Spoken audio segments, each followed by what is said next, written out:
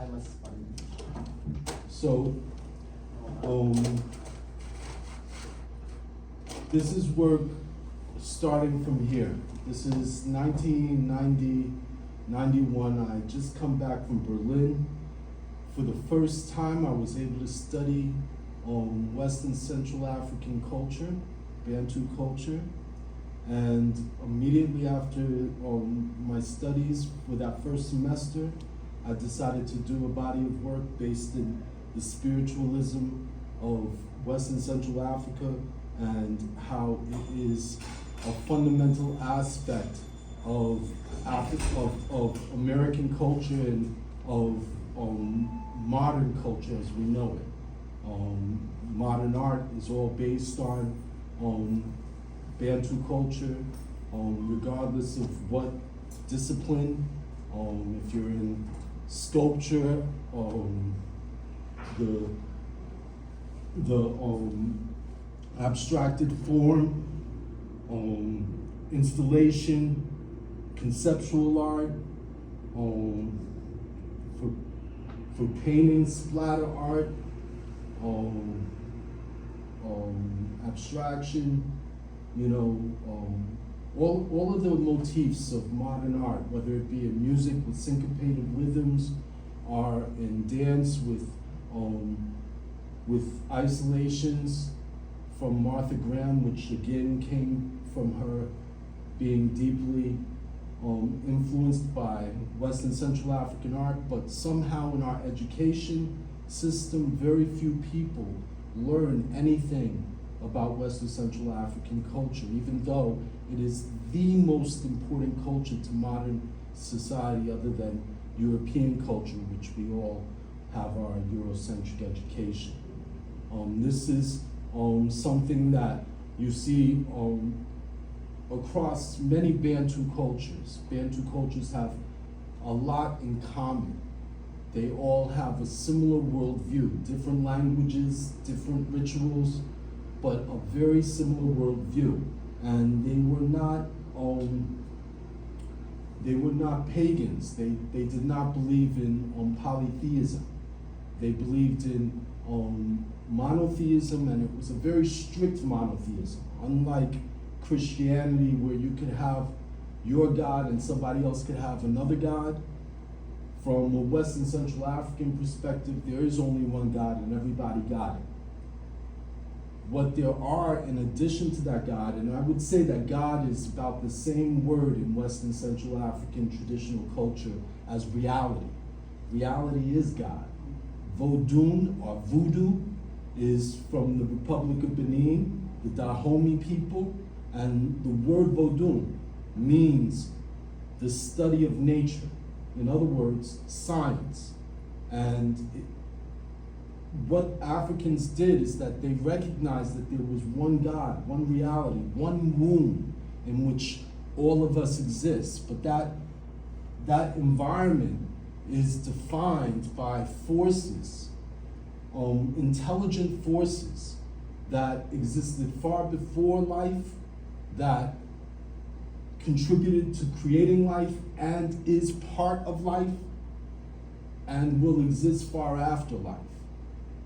The fundamental forces that physicists have come to talk about as gravity, electromagnetism, the weak and strong nuclear force, were all forces that were considered angelic beings.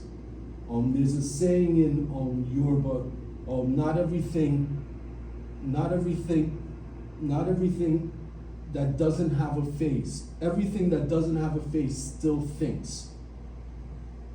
The idea is that water, the air, the earth, the gravity, all of the different elements are all thinking, creative, living beings just like us. And all have collaborated together to not only create us, but everything we perceive and the fact that we can perceive it and be ourselves.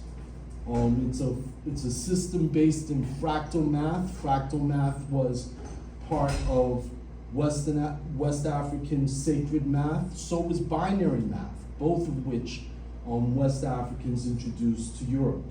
The Dogon introduced binary systems, and it was in studying African architecture that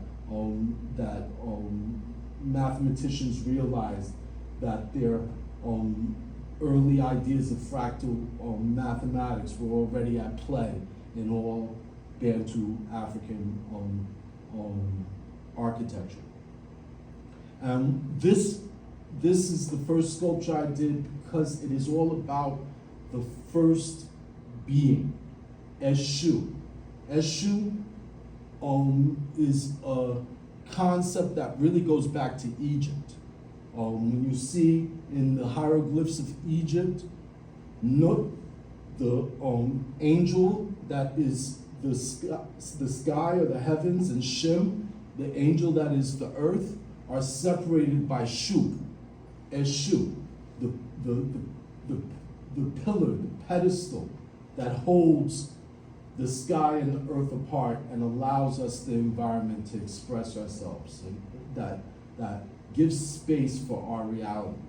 So this central post is for Papa Legba, a Legbara Laroye, Eshu. Eshu is a Yoruba word. Eshu means the force that gathers things together. Eshu is gravity.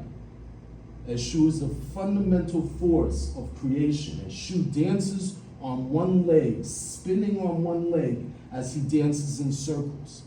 That is the story of everything around us. Force, the force that gathers energy mass into a ball and spins it on one axis and throws it on a curvilinear elliptical path around other masses. That is the basic nature of the crossroads, a legba. The force that brings things together is the same force in a Yoruba perspective as the force of issues. Now I'm using the English word, issues. Issues are what provide gravity in the human context. Issues are what make us gather together into a snowball and change a situation because we have an issue with it. That is Eshu, the crossroads. And that's what I started off in '91, deciding that I would go ahead and celebrate the African angels, which are all their pataki, are the parables about these African angels, are all about the resistance of oppression. Basically, the Yoruba would use the arguments based in the nature they observed to make arguments as to why they should not be enslaved. And each angel has a different argument as to why it should not be oppressed, and why what I call European beliefs, the belief that others are peons, is something to be rejected by humanity. So this was the beginning of my quest as a culture soldier, fighting European beliefs with a free kin. When I say a free kin, I mean a free kinship, a free family of humanity, a free kin American, because that free family went in search, in pursuit of their happiness, and they populated the globe. We are, as humanity, a free kin, a merry kin. Oops, wrong. Give me a second.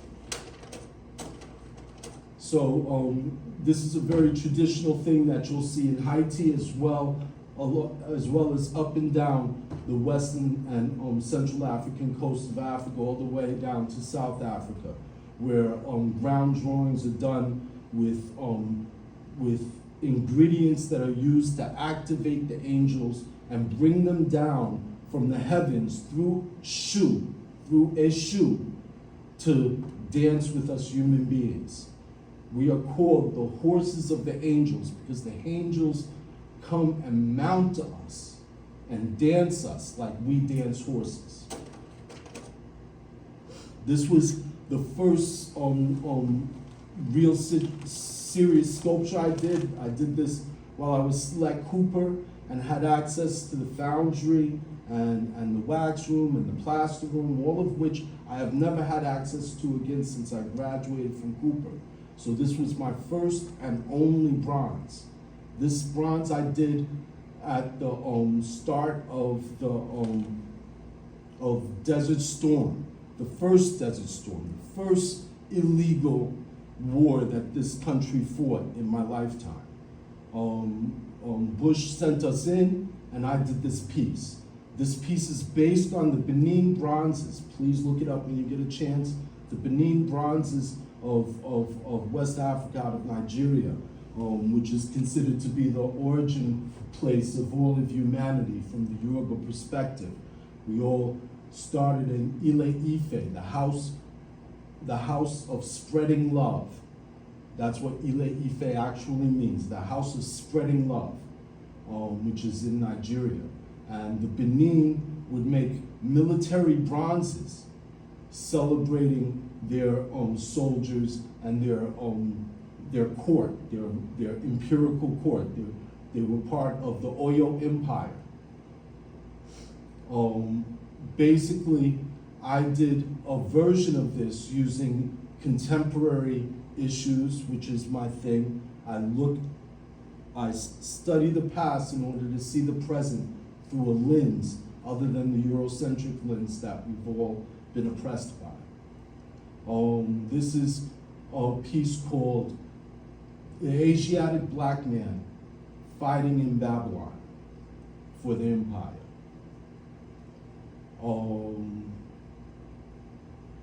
Pretty self-explanatory. It's for Ogun. Ogun is the Orisha of war, the Orisha of iron, the Orisha of magnetism. When I say Orisha, what I'm saying is an angel. And what Orisha means in English is the owner of observation chooses. God doesn't exist until we choose to observe its existence. Ogun doesn't exist until we choose to observe its existence. But Ogun exists. A gun will kill you, whether you know it's Ogun or not. Ogun is represented by the dog. That's why there's a dog between the two soldiers. And of course, the gas mask, because of the WMDs that they were all talking about back then, the chemical warfare. And above is a hooked-beaked bird. It may look like the eagle, but actually in Nigeria it is the hooked-beaked bird is a symbol of empirical rain, which is interesting because it's also the symbol of empirical rain amongst the Aztec and the Inca. Wherever you go, you see this hooked-beaked bird all around the world representing empire.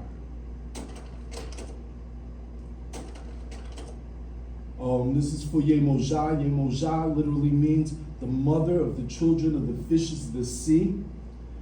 She is the concept of evolution given a moral and intelligent characteristic that has informed life since its inception in the ocean. The Yoruba, the argument that the original Yemoja, whoever she was, the argument she made after being raped and abused and oppressed by the other Orisha, she said, just like the fishes in the sea, there must be order in society. And those who go through the pain are those who have true authority. After all, it was the pains that we found in the ocean that brought us to the land to begin with, to get away from those who cause us immoral pain. Yemoja is also the dyer, the indigo dyer. African slaves were deliberately caught and captured because of their knowledge of indigo dyeing. And when they were brought to the States, they were particularly valued because of how they knew how to grow indigo and the magical process by which you dye cloth with indigo. The cotton and the indigo that these slaves made were dyed and was their work uniform. So the jeans you wear today are a direct Levi Strauss, and the symbol for Levi Strauss is very much the symbol of jeans being torn apart by two horses, which was a regular occasion in Southern slavery, where they would quarter a slave by tying horses to his limbs and pulling him apart. Levi Strauss was a Jewish merchant who capitalized on this African culture that was oppressed and made a business of it. All too often through history you see that, not only amongst European Jews, but Europeans generally have this knack of taking African culture without acknowledging it, without learning about it, but nonetheless participating and being a part of African culture as they completely disrespect, oppress, and out and outright commit genocide. This is for Chango. Chango is my particular angel. Chango is electricity, as you can see from the copper handle, which is actually a cooling tube. Chango is hot and cold. He is red and white, like Yemoja is blue and white. Yemoja is a cool Orisha, Chango is a hot Orisha. Chango is the type of Orisha that says, you know, I'm happy whichever way you come, which is why he smiles in both directions that his axe blade cuts. Ra Star Farai. Ra is, of course, an Egyptian angel, and the angel of our personal star, the sun. Ra's star for I grew up half African American, a quarter Jamaican, and a quarter Cuban. I spent my summers in Jamaica, spent a lot of time with Rastas. My Sos language, which you're gonna learn a lot about today, Sos language is the language that I use to fight against European beliefs. Those locks are made out of steel wool. This is a piece for Chango as a homeboy. I recognized very early on in my African studies how African my upbringing was, and how African my culture was, and how African hip hop was. The Bloods, they rock red and white, or red and black. Red and white for Chango, or red and black for Legba. The Crips, they rock blue and white for Yemoja. When I was learning about African culture in the 90s, watching hip hop videos, I thought everybody knew about Orisha, but very few did, unfortunately. But there were some hip hop groups like X-Clan that made it very clear that hip hop was very African. This is a piece for Oshun. Oshun, at this point, she was my first soul saint. The soul saints are for all the souls who ain't here no more. It is an ancestral masquerade of Juneteenth culture soldiers that have been fighting European beliefs that you can oppress other human beings as peons since the slave ships. Basically, Oshun started fighting in West Africa. Oshun was a princess in West Africa. Her town was at war with the town across the street. This is called a pataki, which is very similar to the parables you learn from the Bible. Just in Yoruba, we call it pataki. Oshun was a princess of a rich town on one side of the river, and on the other side of the river, Ogun was the king of a town that decided to go at war with her. They had been at war for a generation. She had lost her grandfather to the war, she had lost her father to the war, she had lost her brothers to the war. She was completely tired of war. She hated it. She couldn't stand the oppression of violence and felt that all oppression was because violent men were sexually frustrated. So she decided to end the violence immediately, swam across the river, and invited the enemy army to have sex with her. She laid upon the bank and was raped by every single soldier. Finally, somebody went and got Ogun and said, hey, you want some of this? And Ogun came down and saw the mess that his army had made of her and decided that she was absolute royalty, married her on the spot, ended the war, and ended the practice of raping the enemy in the name of Oshun. Oshun represents society. In Egyptian culture, she was called Hathor. Oshun is the reason why we wash in the morning and brush our teeth, so that we can be social human beings and not offend one another. Oshun is the reason why sexuality can be used as such a powerful weapon to undermine violent patriarchy in any society.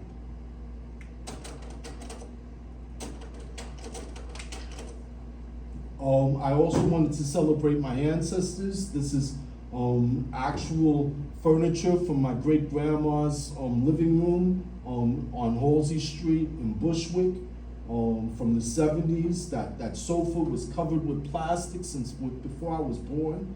That's why it looks brand new, but it's older than me. The table was her prized possession. Always had coasters on that table, even though it could never get a mark on it. and in the back was her portrait of Martin Luther King, and instead of shades, I've hung down family ties, because these are my family ties. You know what I'm saying? And all of the heads represent the pantheon of my elders seated in heaven, waiting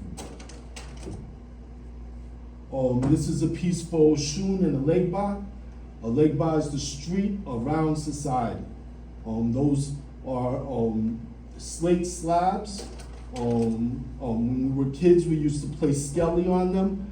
Take some drywall or some plaster from some plaster and lathe, because when I was a kid in the 70s, it was all plaster and lathe. It wasn't until around 80 or so that we started using drywall. And by then I was getting a little old for the game. But Skelsey, I lived Skelsey as a kid. And as you can see, those are houses that when they are lined up together, they look like a fabric. And that's because Oshun is the weaver. She wove heads into families, families into houses, houses into communities, communities into nations. That's how Oshun weaves, the fabric of civilization. This is after I graduated from Cooper. I was a resident at Longwood for the Arts over in Banana Kelly over in South Bronx. I did this piece for Alegba because Alegba is just so Bronx, so Brooklyn, so grimy.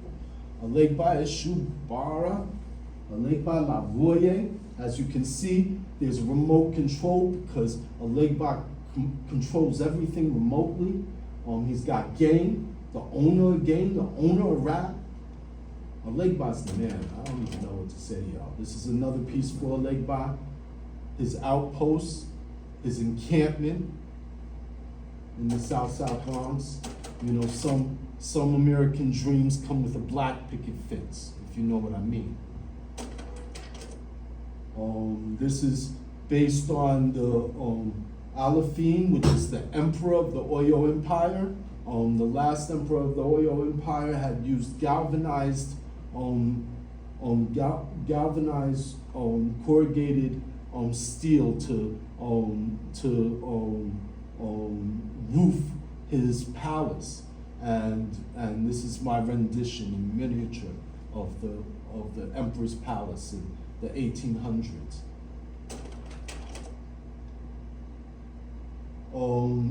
I grew up on Halsey Street in Bushwick. I'm the Halsey Street Dread. I am the original Bushman of Bushwick. I've been at this, I've been doing this. I used to hit this with graph. Then by the time I was graduating from Yale, I was making installations instead of graph on the subways. That was from 95. This is where it shows up in the gallery, a completely different feel, but you gotta do what you gotta do. And this was at Silverstein Gallery. It was my solo show in Soho, the culmination of my childhood dream, to have a solo show in Soho. Just before Soho stopped being Soho, about a year or two later, everybody moved to Chelsea. Another shot of the Halsey Street station before the renovation that included my artwork. Bushwick Garden, my great-grandma's backyard, was the Garden of Eden to me. My ancestors at Yale, at my thesis exhibit, where Thelma Golden asked me, "So, isn't it true that you do this African religious stuff because you think it's gonna make you rich and famous?"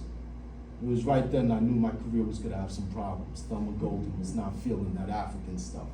Neither are a lot of African Americans. A lot of them feel very, very, for one, they don't know about it, and for two, they don't want to know about it because they still feel the European oppressive concept that their own roots, their own ancestors are evil. And to me, it is the greatest tragedy of African American culture that I go to Yale and study with somebody like Robert Ferris Thompson, who he's a third generation Yaley. His parents definitely owned slaves, but his whole career was about showing how Bantu culture was central and pivotal to not only American culture, but modern culture as we know it. So the rejection by Thelma Golden ended up being the reason why I didn't become a Derek Adams or a Wageshi Mutu, both of whom I actually introduced Wageshi to Thelma Golden. Another piece for Alegba, this is for Soul Saint DJ's Got the Rock. At this point, I was synchronizing African American cultural icons with their particular Orisha, with their particular African angel, based on their story and how their story reflected the stories of the African angels in Africa. Alegba is the owner of the streets, the owner of the crossroads. You can see here, those are the wheels of steel, the wheels of brass. They were made to look like platinum or gold records, but they were actually cut to be like a saw blade, because I felt that music was a tool and a weapon against European beliefs to undermine them and stop them. And I felt that DJ Scott LaRock was completely being danced by Alegba as he span on the wheels of steel for Ogun. And here he's doing a headstand and spinning, which for Alegba in traditional culture, because this is a traditional Yoruba move to celebrate Alegba, because Alegba, he will dance on one foot spinning, or he will be turned upside down spinning. It's like Stranger Things, the upside down world. That's heaven. This is for Aganju. Aganju is the volcano, the wilderness, the ferryman. If you know your Greek stories, that's Sharon. But in any case, this is also a celebration of the Congolese culture, Angolan culture, which brought us capoeira in Brazil and breakdancing here in New York.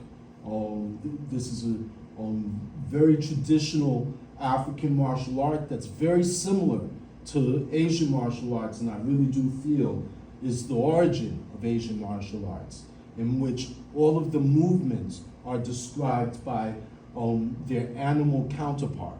So you have the dance of the zebra, when zebras fight during mating season.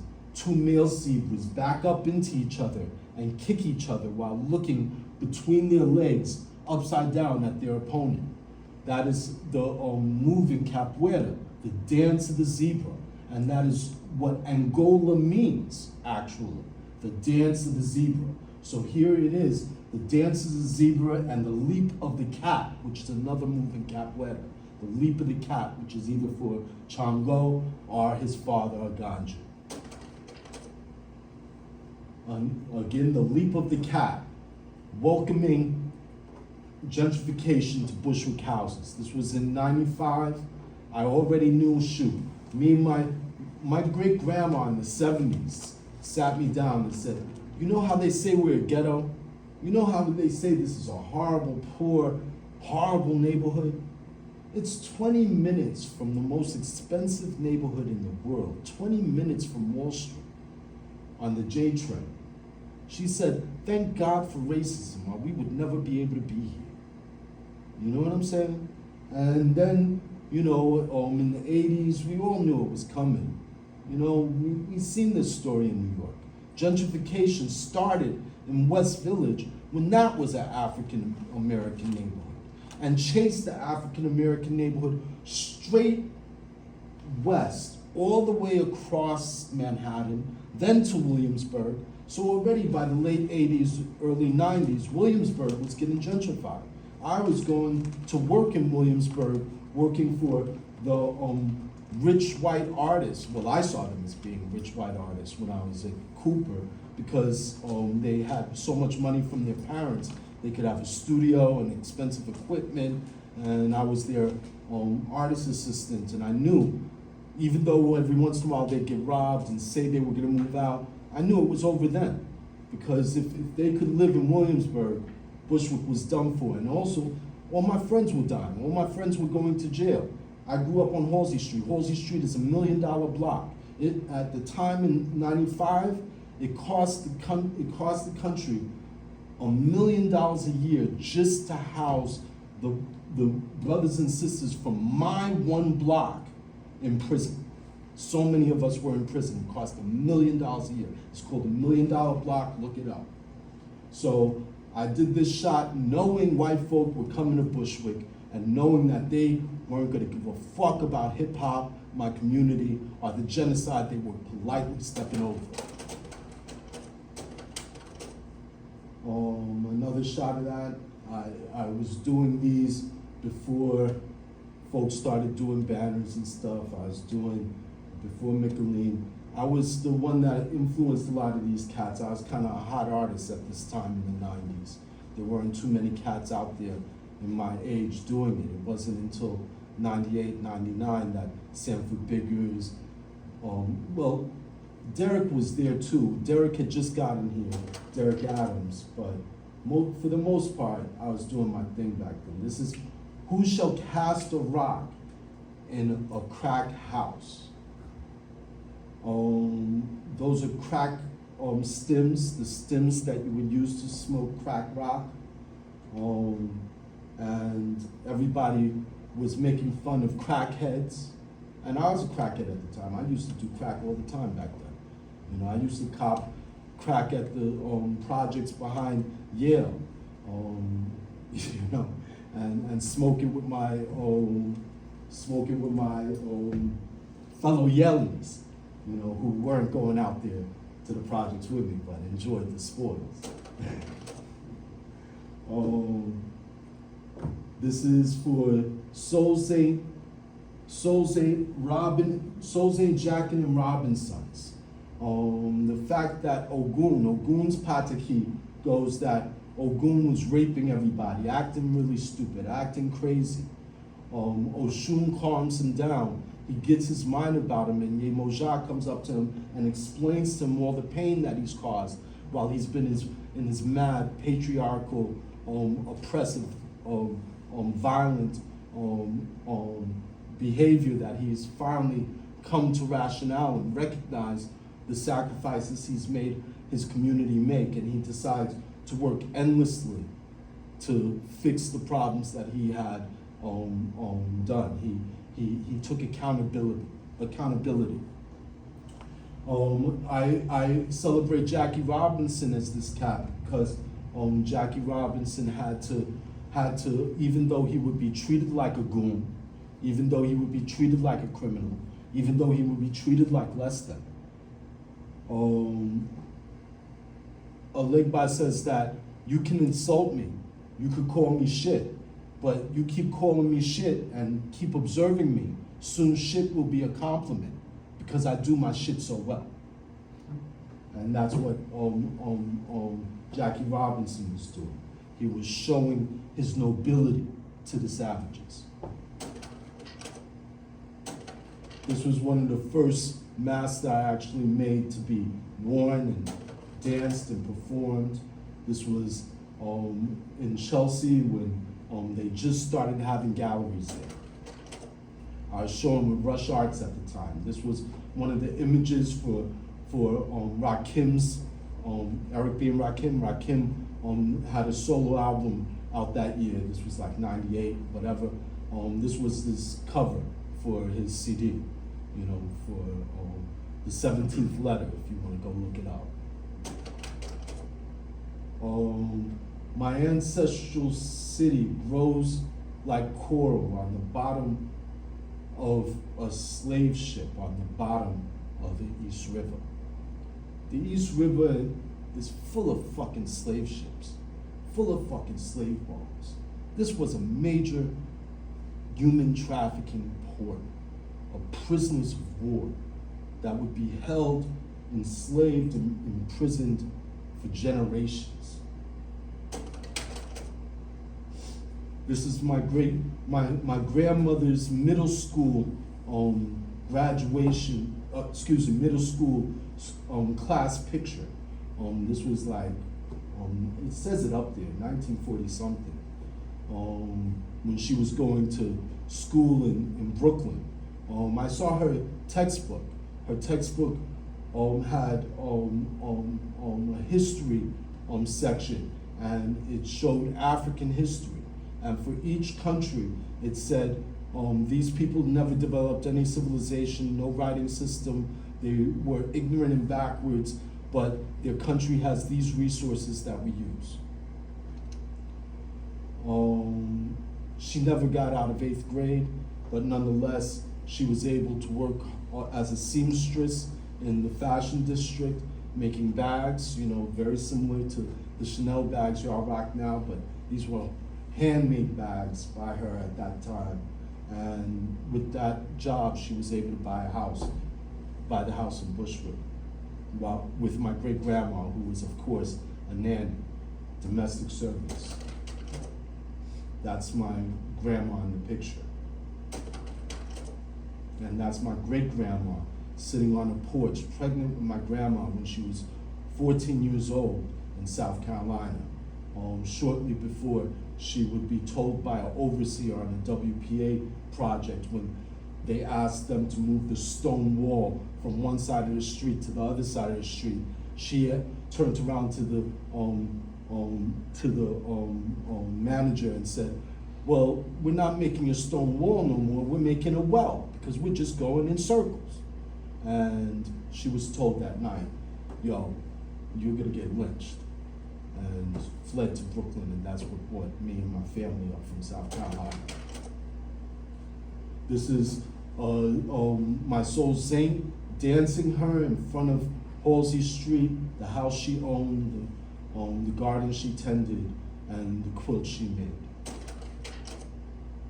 This is her at the L train stop at Evergreen Cemetery, Wilson stop. In the background, you can see the tombstones. One of those tombstones is my great-great-grandfather, my great-grandmother's father, who was born in slavery and came up here from South Carolina. He was born and wasn't freed from slavery until he was 5, 6 years old. So for me, I knew a person whose father was a slave, so slavery wasn't too far from me, you know? This is a head done for my grandma, Nancy Pearl. God bless her soul, Baye, my ancestor. Those are her glasses, her monographed glasses. and her mink stole. She did like her mink. She was a fashionista, and her wig. This is her backyard in Bushwick before it got sold off because nobody could afford not to sell it off. My grandma bought the house for $3,500. My aunt sold the house for almost $2 million.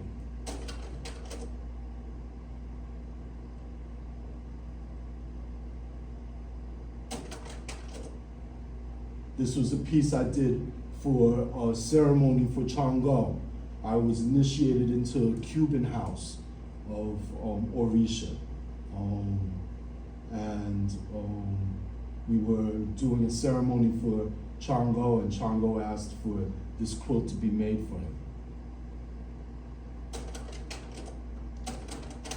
By the way, it's the Emperor of the Empire State. Chango was the Emperor of the Oyo Empire.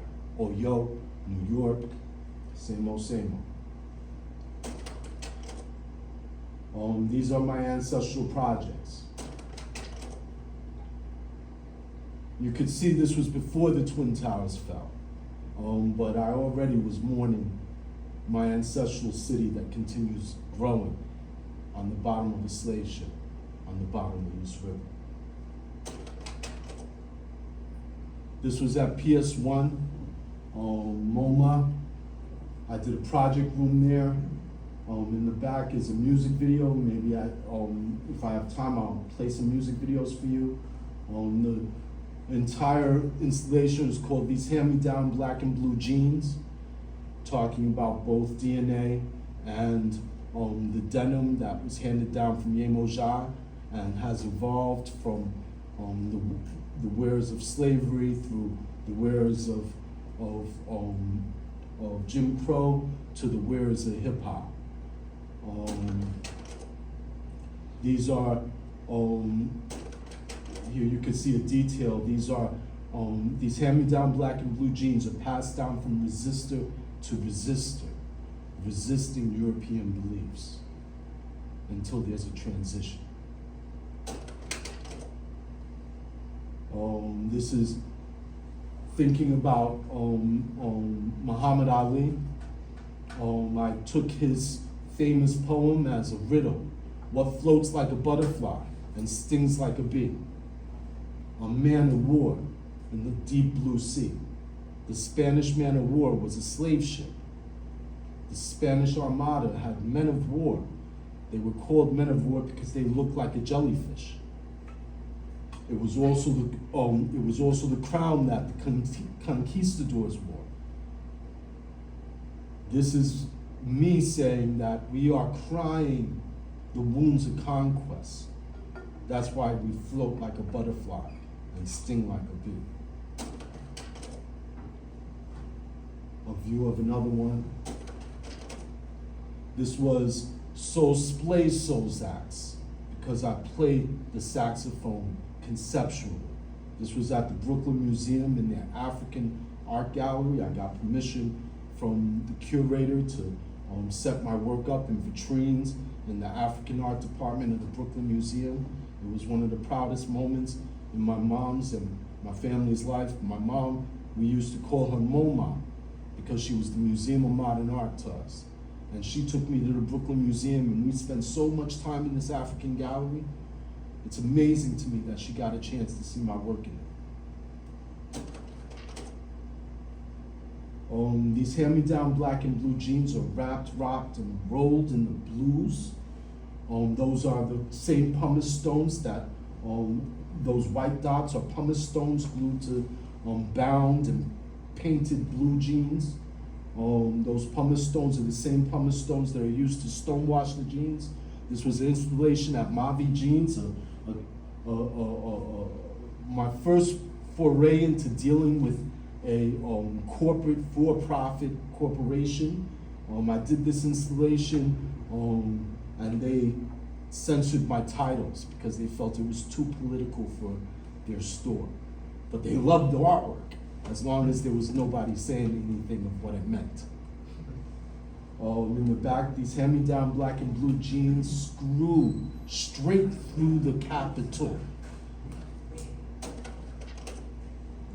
That's the screw. You can see there's a zipper along the double helix. That's the wrapped, rocked, and rolled blue jeans. These hand-me-down black and blue jeans rise to address the Capitol, while the Capitol skirts the issues. That's in the back, and in the front, these hand-me-down black and blue jeans are a family tree that one day will grow through the Capitol. And this was in 2003 or 4, way before Obama. But I knew African genes were gonna come up through the Capitol. Black people would be president one day in that White House one day, up among those ionic columns.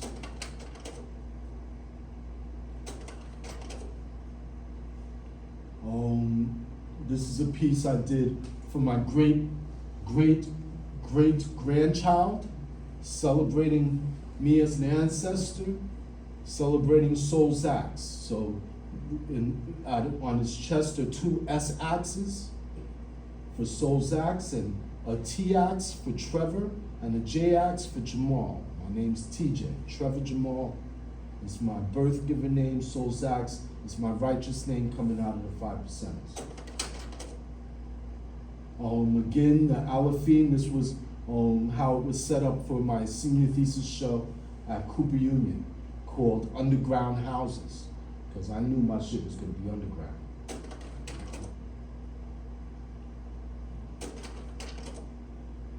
This is hard to see, but it's the snippers from a bolt cutter as the beak of a black finch bird.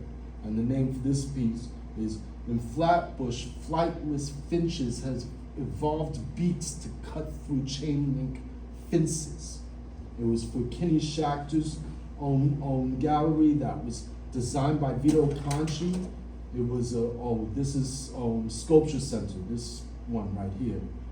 This was So Sunderground. So Sunderground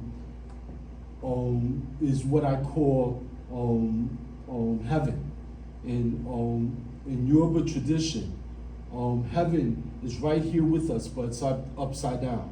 So for the dead, the earth is the sun, and they walk on the sky. And that's what this is depicting. Those are all like the DJ Scott LaRock. The reason why I was able to do these magical sculptures was because I was using sex dolls as the armature. So it was just a blow-up inflatable doll as the body, and a ceramic head hanging below it. And with the DJ Scott LaRock, the sex doll sticking above it. Some more images of Sculpture Center with So Sunderground and So Saint. This was a collaboration between me and my father. Both me and my mother got to collaborate. Both of my parents got to collaborate with me on my work. My mother did all the sewing for the banners you saw earlier. And my father, who was an X-ray technician and a CAT scan technician, he took a CAT scan of these jeans. It's a horrible picture, what can I say? Slides were hard to do back in the day. But that was a light box, and those were X-rays of jeans that had been X-rayed, and you could see the gene material in the X-ray, and you could see what were chromosomes on top of the genes, or in the genes. This is for a legba, a very traditional form of a legba's head, and the way a legba is presented in West Africa, but done in a very modern way. This is So Sunderground. You can see the sun setting for the land of the living and rising for the land of the dead. That's what that symbol in brass means there. This is Manhattan guitar.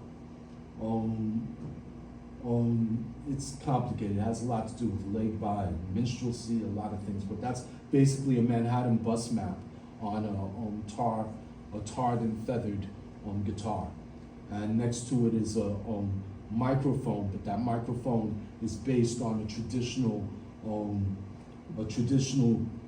staff that a lay-by used, like a microphone, way before microphones, and he would put special magical herbs into the gourd at the tip and speak into the gourd, and the magic herbs would magnify his voice, his ache, his ability to make things happen. And now, of course, that's what a microphone looks like, but it's the same exact form. This is a fisheye view of an installation I did at Socrates Sculpture Park. I got to work with artists there. I was an artist assistant to Mark DeSuvero there when I was at Cooper. And then after graduating from Yale, I got to do this installation on what they call Rat Beach next to the park. These are Orisha worshipers bringing Oshun, which is the river, the fresh water. Yemoja is the sea, the salt water. Oshun is the river, the fresh water. She's currency, she's money, she's the banks. So bringing a sacrifice to Oshun. This is a view of Vito Akanchi's expensive ass gallery that he designed for Kinney Schachter, that Kinney Schachter ended up shutting down after, I think it was open for just one season, $1 million, and it just got blown away because he, his wife was Mark Rich's daughter, and things got really hectic. In any case, he shut down shop and went off to London. But at that time I was showing with him, and you can see that piece in the background is some brothers are born into chain link covered cribs, talking about the crib to penitentiary pipeline that I grew up in. Some brothers came with big balls and long game, but the same traits that won them fame end up being used to blackball their name. Then their fame doesn't rise or fall. Instead, it hangs like a basketball, like a coon sculpture off the wall. I hated Coon. Coons and his fucking Michael Jackson. Subliminally racist shit is all through the art. This is chain link being lightning, and these are the whole installation was called Chain Link Theory. That's a chain fence with eyes ripped from styrofoam cups to create the look of a crowd being held back and oppressed by the chain link that separates our communities in this oppressive European, this society that is deeply believing in European beliefs, so much so that they have to make a peon of you in the very environment. Those are chain link fence gates that I wove pictures into along the diagonal, as you can see here. This one was called The Truth Beat Into the Ground, Shall Rise Free. It's one of my Soul Saint, crumpled, sitting on a pile of bricks in Bushwick at Murder in Broadway. Myrtle and Broadway. We used to call it Murder in Broadway. It ain't no more. Now it's hippie central. I wish the hippies were there. It's hipster central. This is Soul Snip's Strange Fruit from the Concrete Jungle. These are one of the strange fruits that I made for that show at Momenta. Basically, this is what does it take to copper liberty in the nation of the free? And of course, copper is the metal of Oya. Oya, like Yemo, it's the three sisters. Yemoja is the ocean, Oshun is the fresh water, Oya is the heir. And Oya is the Orisha of fighting oppression. She was a slave. She was enslaved by Chango. Chango bought her at the slave market. As he went to buy her, she turned to Chango and said, look at you. Look at you. You can't own your own head. One day you're gonna have to pay your head to the person who actually owns it. What makes you think you can own my head? All of this is a farce. He was so struck by that argument that he ended up marrying her and making her emperor, and went on to try to free the slaves. But freeing slaves is very difficult in a land that runs by oppression, and human beings love to run their land by oppression. And this was in Africa, by the way. European beliefs are not European. European beliefs are African, just like European people are not European. European people are African. We are all one nationality. All of us are migrants.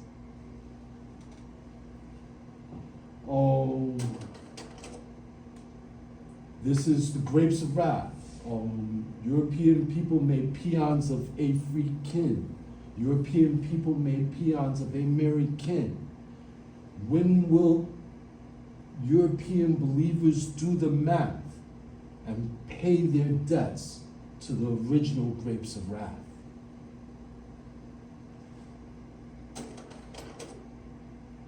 This is for all the souls in the block. To me, there are two heavens.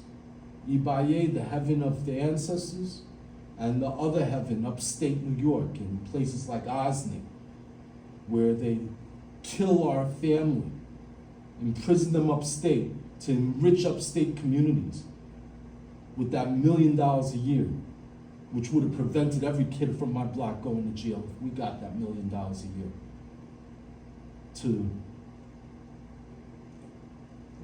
enjoy life the way kids do in the suburbs. This is how many issues do you have to crack in a crack house before you stop casting rocks in a crack house? Oh, by the way, that's the traditional sculpture for a shoe in West Africa. These are, again, the vitrines in the Brooklyn Museum. This was a motherboard, which is a traditional Central African sculpture that looks very much like the one I did there, or the piece on the left. And instead of transistors and a computer motherboard, they would have beads, and the beads of different colors and sizes would tell the story of the royal family of that village going back generations.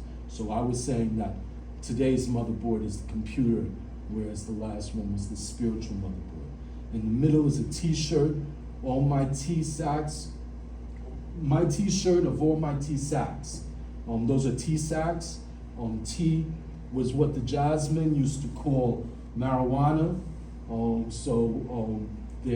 This is a play on tea being not just herbal tea, but a drug. And in traditional West and Central African culture, hunters and warriors would have bound packets of herbs placed on their apron to protect them from evil. So the mighty shirt of all mighty sacks next to the wheels of steel. This is the three warriors, Aleba, Ogun, and Ochosi, in the subway station. I did these pieces when I started to notice that there were no more kids hanging out in the subway station like there was all my life. All my life, you couldn't get off Halsey Street Station without seeing a group of young black men and women either in the lobby or out in the staircase. Once I saw they weren't there no more, I knew gentrification was coming because there was nobody to hold down the community no more. And that's that. Let me move over to, quickly, I hope I'm not going way too over time, but let's see what I got here. Can you help me with the, yeah. Oops.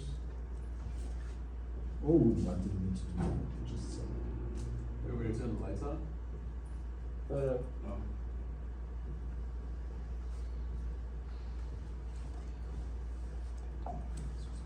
All right, I'm gonna try and move through this quickly because we only have 15 minutes or so.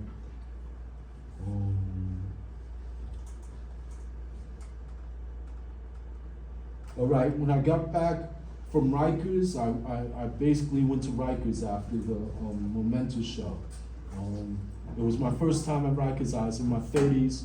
I met up with kids that I knew, hadn't seen them since they were 13, 14 years old, been in the system the whole time. When I got to Rikers, all my friends were like, how the hell it took you so long to end up at Rikers? I said, I was sorry, I was busy going to Yale first. I had to go to Yale before I went to jail.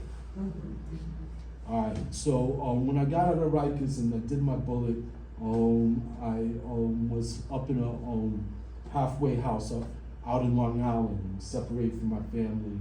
And that's when I was able to finish my commission with MTA, which I actually won back in the 90s, but it wasn't until 2007 that they actually had me do the work.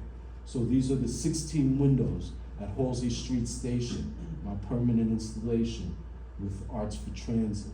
And it's 16 windows correlates to the 16 Odu, which are the binary divination system, the binary math, which is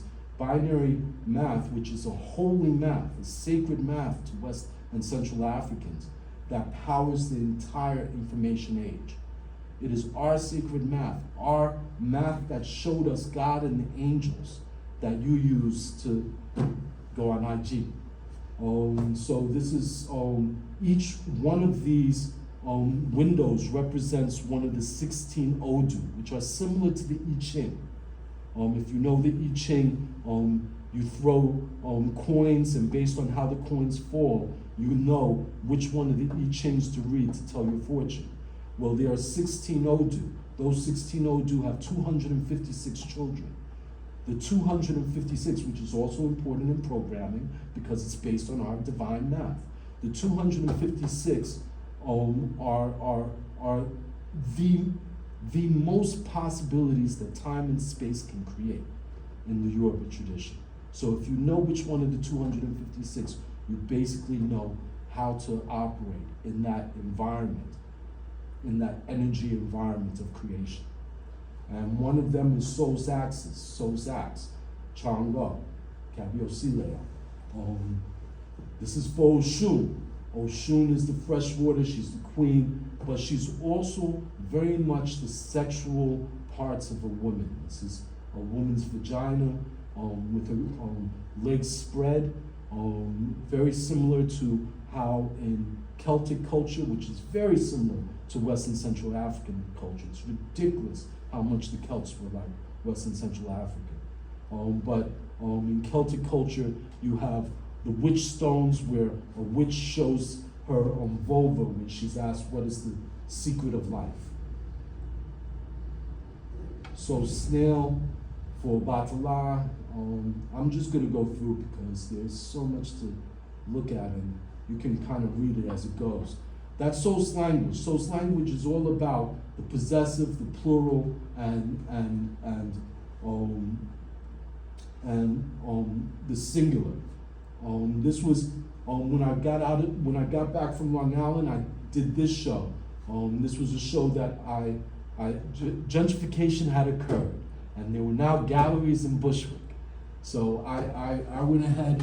My friend Hayato opened up a gallery on Eldridge Street, 2 blocks from my house, and I organized this show for Juneteenth in 2010. Nobody in the New York art world really even knew what Juneteenth was in 2010. I had to teach all of these artists like Rico Gaston, Derek Adams, Danny Simmons, Simone Lee. I had to teach them all what Juneteenth was. And I did this, a merry kinship. I did this because, you know, I got my freedom from jail, and I was celebrating my freedom, just what Juneteenth is about. It is about having your freedom stolen by European beliefs and survival. These are one of the installations. That brick piece is by Derek Adams. It's called The Bad Lieutenant. I put all around The Bad Lieutenant my artwork. You have a saxophone, a soprano saxophone, which is the handle for that sword. It's called Soul's Sword. Soul's axe is Soul's sword.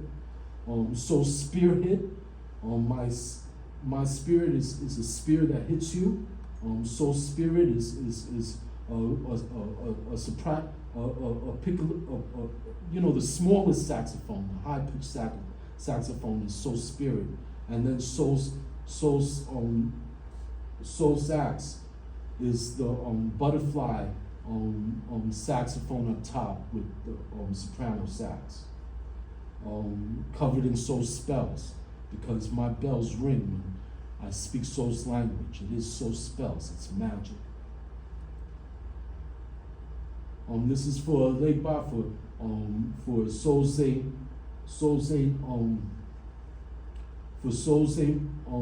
Rob Hurt, Jazz son. Soul Saint Rob Hurt, Jazz son, the blues man that went to the crossroads in his raccoon coat. Not to say he was a coon, but he did have a raccoon coat.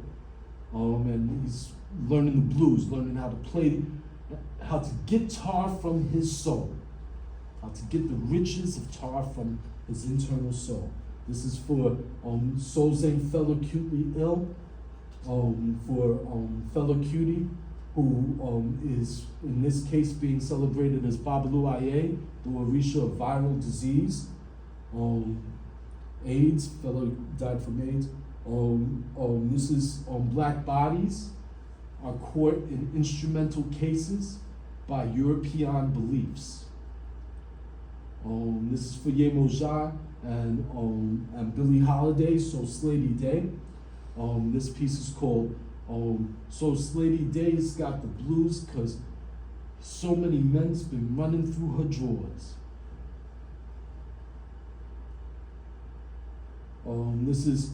These black bodies are caught in instrumental cases by the frames of European beliefs. This is for Ali again.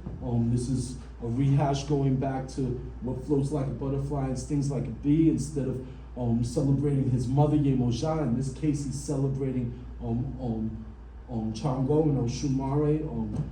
This is for Soul Saint Moor admittedly clashes clay. So the Moors were the blacks of Europe.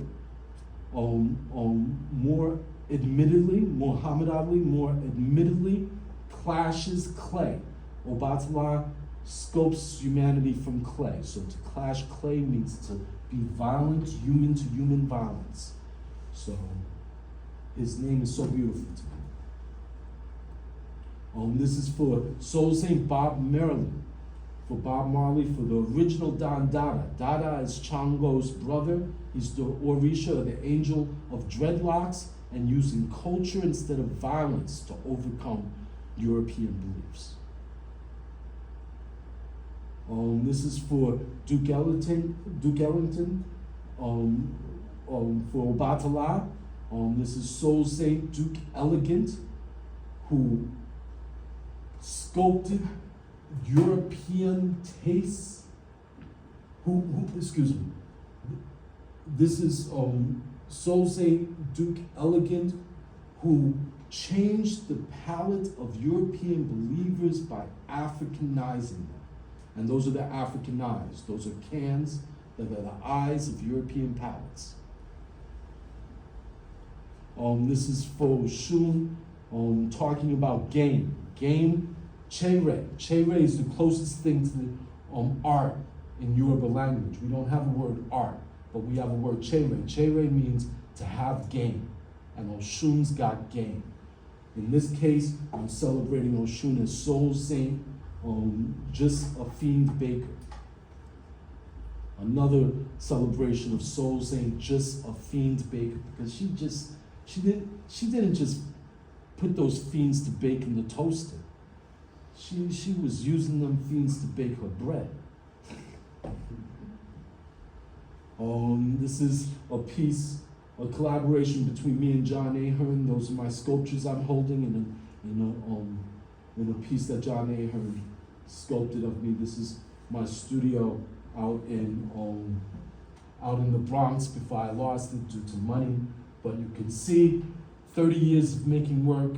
You don't want to make shit no more.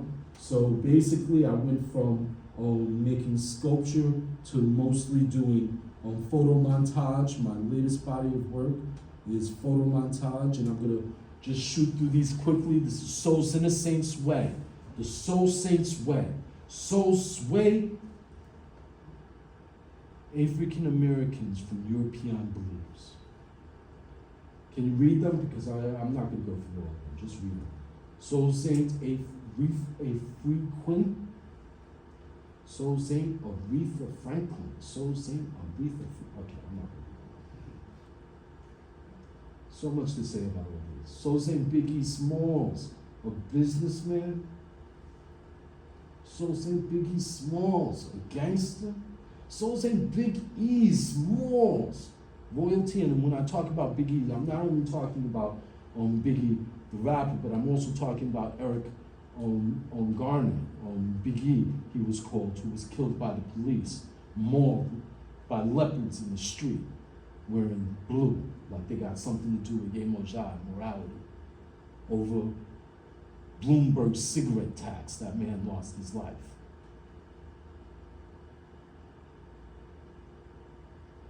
I could go on about all of these. So much to say, so little time. All right. Before we go, I wanted to show you some music videos.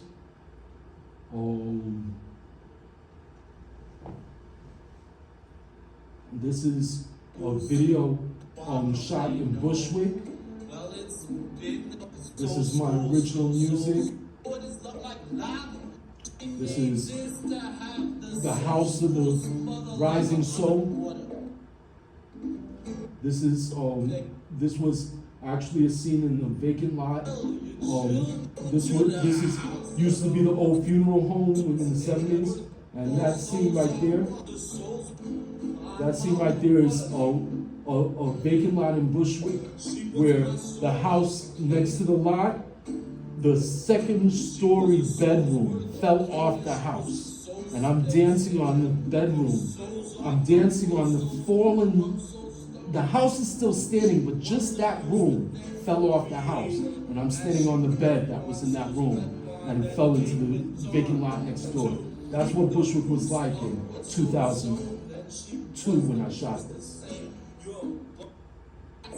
And this is me performing on Halsey Street Station, what flows like a butterfly and stings like a bee.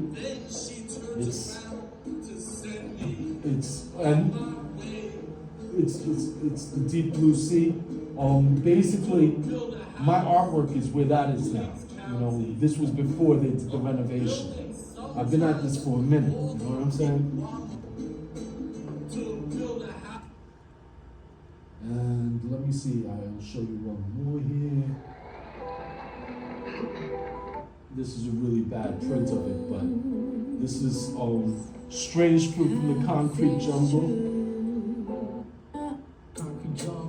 Urban assets nipped by the bundle.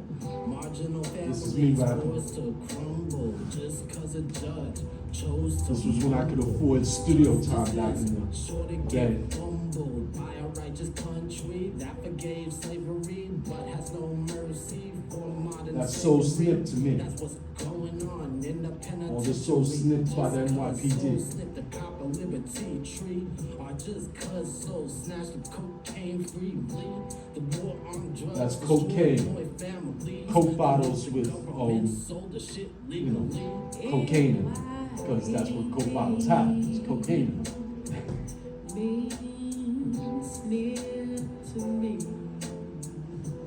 All right, let me see if I can show you another one. This is one where I just feature source language. Dark races, people civil, as our society, when your civil liberty.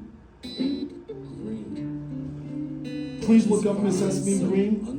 Esmeen Green was an African American woman that was taken, like I have been countless times, by the NYPD. When they can't arrest you and you're African American, they just say, hey, he hasn't broken the law, but he seems crazy to me, so let's take him to the hospital. Same difference, only difference is that instead of jail, you end up getting shot up with psychotropic drugs, and they killed Esmeen Green in the waiting room of G building at Kings County Hospital, where both me and my mother were born, and where both me and my mother were hospitalized in their mental ward unit. Notorious. Hygiene means brainwashing to me. They actually call it mental hygiene. Drugs to make it's brainwashing. If you have mental hygiene, I like my head funky. My brain's gotta be funky. It's mean when your civil liberties and your brain are washed clean by policies that turn people into zombies. Chemical zombies are the same as chemical lobotomies, forced drugs that imprison personalities. In instrumental cases, these policies are specific. All right. Oops, wrong.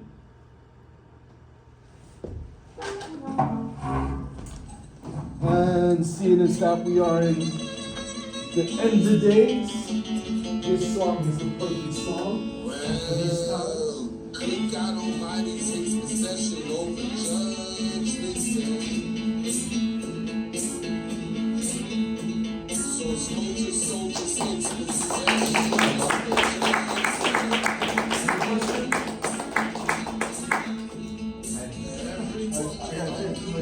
over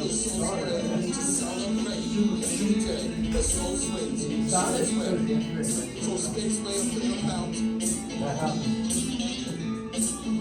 Moving to bigger mountains, where bosses spirits. What you say?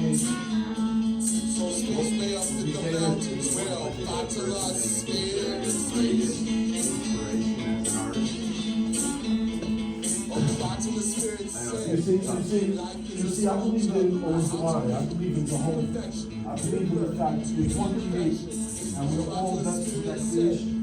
I feel the same way about looking at the dawn as I do looking at my surroundings. It's all created by the same thing. You know what I'm saying? Everything influences me, and I influence everything because we are one thing.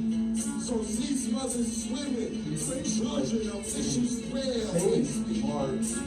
Body of work, Oh, this was such a small liberal. I wish I could have shown you my education. I could have done this whole thing on everything before this. Because it took a long time for me to get to this. You still have they're in my crib. I lost my studio, but I still at least have a place. I have a bit of tragedy. Give Trump a minute, I won't even have that. I'll have to sell it all to you. I'll just give it to you for free. You know? And take my place in the streets. Basically, this world is very nice to have that thing. You're going to burn them. No, as a matter of fact, when I went through it, I had no idea West African culture. At that time in my life, I was trying to understand European culture. When I was a kid, I saw a cabaret. And in the 70s, when I saw a cabaret, I said, that's where I want to go, Berlin. And it got worse and worse as I got into Cooper and went through foundation year, which is all Bauhaus. It's all German interpretations of West and Central African aesthetic motifs. That's what our whole art education is based on. How Germans interpret Malkovich or whatever that Russian painter, Malkovich or whatever the Russian painter is. This cat, they x-rayed his black painting, his extraordinary leap into abstraction. He did a black painting. They x-rayed it, and underneath was a joke. a painting of two niggers fighting in the dark. That's European culture. That's what we study at Bauhaus, are a whole bunch of racists looking at a culture they didn't understand, but they knew was visually compelling. Just like people don't understand hip hop, but they know it's lovely to dance to. And they have no one to learn anything about it. People live listening to the blues. They don't learn about Yemosha. They don't know what the blues is. You know what I'm saying? It's complete disrespect and ignorance that is used in order to hate and oppress. It's a sick culture we live in. And these days it's quite clear the violence won't stay relegated to us black people. Everybody that came from Africa could get the violence. You know what I'm saying? So tired of this shit. Any other questions? Can you unpack the denim one again? I think I have the connection, but That's Yemosha. Yemosha literally means the mother of the children of the fishes of the sea. Who are the children of the fishes of the sea? We are the children of the fishes of the sea. The Yoruba actually used to carve, they scarification. In the Sinner's show, the Dracula does it to them. But Yoruba parents would take their child to the priest, and just like in a Jewish ceremony, in fact, they circumcised just like Jewish tribes circumcised. So the Yoruba would circumcise the child, and they would give the child marks on their cheeks.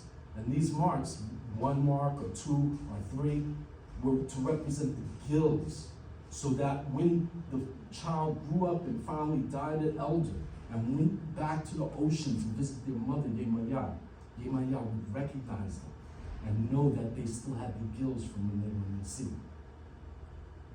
This is a concept of evolution hundreds of years before Darwin. And it is a fundamental aspect of a religion that is more in line with science than science is in line with science these days. You know what I'm saying? So Yemosha is the blues of the ocean, the suffering. Ye means mother. Ya. Ya means the owner of pain. And that to the Yoruba was what money was. We call it ache, but it might as well be what it is spelt like in English. Ache, ache. Those who went through the ache have the moral and physical and material ability to have the authority of how resources are spent, because they went through the pain of making those resources available.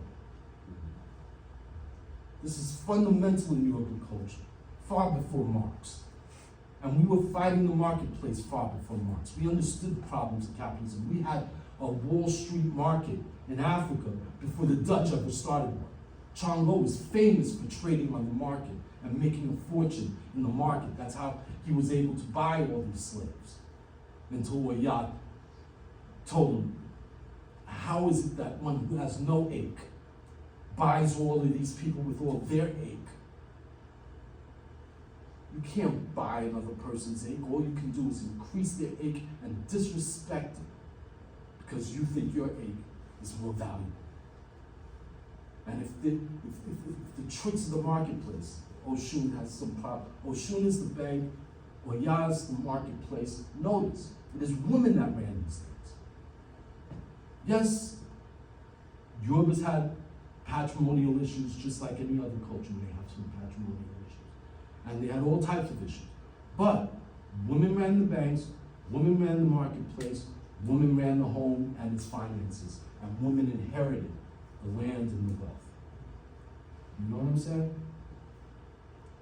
And it was all based on Yemosha's arguments.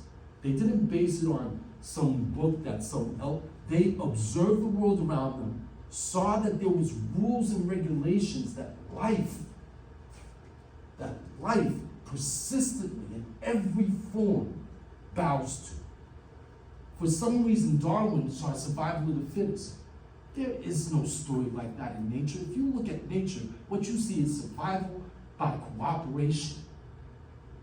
In every single circumstance, you can't come into this world without two beings cooperating to make you come into this world, and without at least one being making it so that you can survive in this world. You know what I'm saying? But, of course, European beliefs would make you think that patrimonial violence is the secret of life. Guess what? It ain't. You know? Any other questions? Where do you see, so you've been doing more of like the photo montages now, correct? Yeah. Do you have, It's a book. It's 101 Soul Saints Way. It's on Route 66, the 66 routes of the Soul Saints. The souls in the Saints' way, because God knows all you souls in the Saints' way. You know what I'm saying?